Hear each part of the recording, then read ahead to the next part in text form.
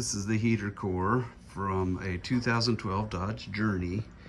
The symptom is that the passenger side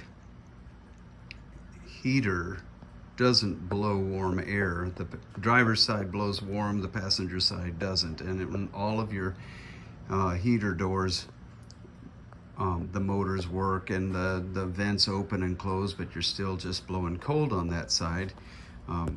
The heater core is gummed up. You can see this stuff here. It has the consistency of peanut butter.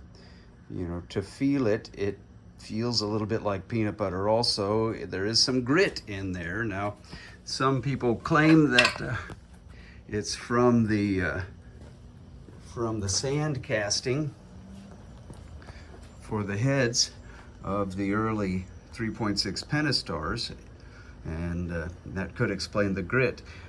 Perhaps that's the reason why there's the peanut butter goo in there. But I've read often that flushing may help a little bit, but it doesn't really solve the problem. And I saw where some of the four-door Jeeps, the early ones, were having the same problem, and so there's a company that's made a bypass filter to try to filter out some of that gunk. Well, nobody makes that for the Dodge Journey, and so I decided I would try to come up with something like that for myself. So I used a joist hanger that I purchased, and it was the angled joist hanger.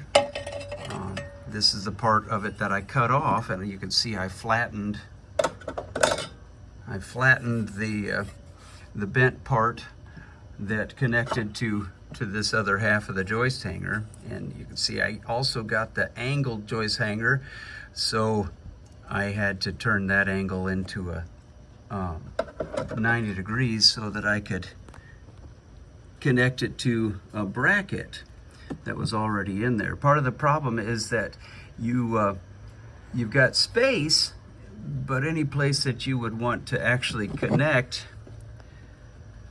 a filter housing, there's no space to connect it. And I thought about putting it up here, and I thought about putting it way down along the front rail, but I wanted it to be fairly close. So I went ahead and put T-fittings. You can almost see it. There's a T-fitting for the return line, and there's another one for the feed line for the heater core. And then you can see where I welded a nut on the bottom side of these three holes that I had to drill, and that's how this is going to attach. Now, a fancier version would have shutoffs, but this is where I'm at so far. And hopefully it'll reduce the number of times I have to change the heater core or flush the system.